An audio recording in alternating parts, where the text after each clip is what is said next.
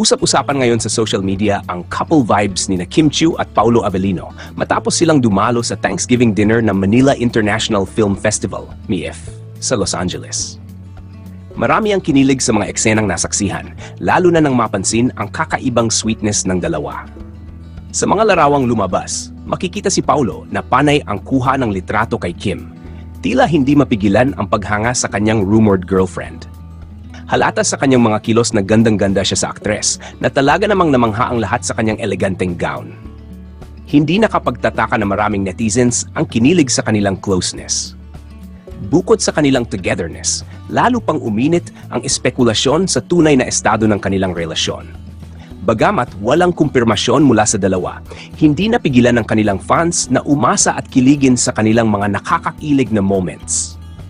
Samantala, naging matagumpay naman ang ginanap na MIFF Thanksgiving Dinner, kung saan nagtipon-tipon ang ilang kilalang personalidad mula sa industriya ng pelikula upang ipagdiwang ang kanilang kontribusyon sa sining at entertainment.